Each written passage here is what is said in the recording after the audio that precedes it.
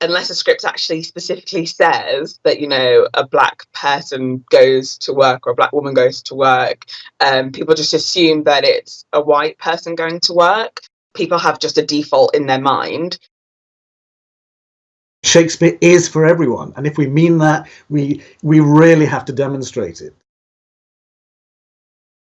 I think for me, something that I found is a lack of confidence in whether I would be able to make it in the industry or do what I want to do, because there's not a lot of people that look like me. The Midlands has produced some of the UK's most familiar faces on screen and stage. But why are there still so few black and Asian actors who make the big time?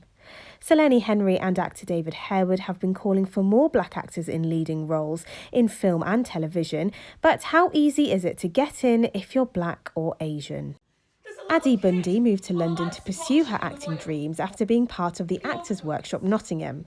She said that aspiring black actors are made to feel that they don't fit the part from a young age. It's mad because you think, oh, well, just because you've only seen white people in movies doesn't mean that you're going to grow up thinking that you can't do it. It's not even just you thinking on the inside, or like other people in will just outwardly tell you like that's not for you. In the wake of the Black Lives Matter movement, the Actors Workshop Addie was a part of have started a scholarship for 5 aspiring black actors in Nottingham.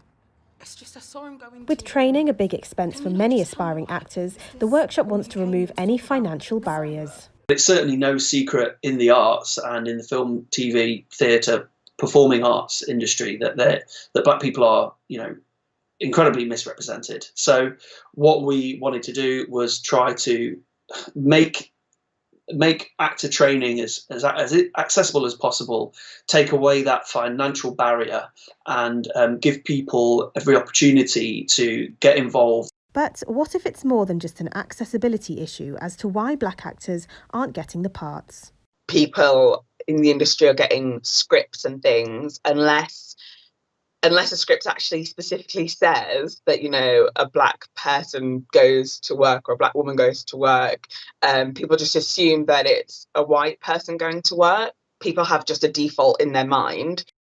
17-year-old Sahana is part of the Royal Shakespeare Company's Next Generation Act, which aims to encourage talented young people from ethnic minority and low-income backgrounds to tread the boards. She also feels that growing up with very few well-known black and brown faces in the arts impacts young people trying to break into the industry. When you see yourself reflected, it kind of shows you that you can do something. I think for me, something that I found is a lack of confidence in whether I would be able to make it in the industry or do what I want to do, because there's not a lot of people that look like me. So I think it's really important, because I think theatre and film is there to kind of reflect reality and what we live in. It's only in the last few years that black actors have been cast in leading roles on stage in Stratford. In 2015, Lucien Masamati was cast as the first black Iago in the Royal Shakespeare Company's production of Othello. And the following year, Papa Esiagu was the first ever black actor to play Hamlet. Esiagu won the 2016 Ian Charleson Award for his performance. When Papa played Hamlet in 2016, it was a really crucial moment, albeit, I would say, long overdue. And it's also important to say that Papa was cast as Hamlet not because he was a black actor, but because he was a really great actor.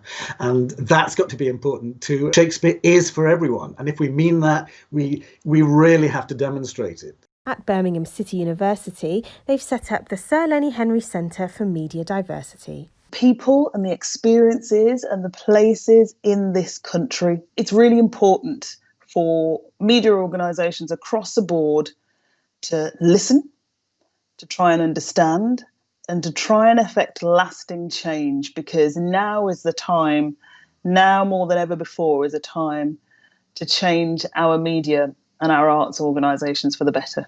Amrit Gahir, ITV News.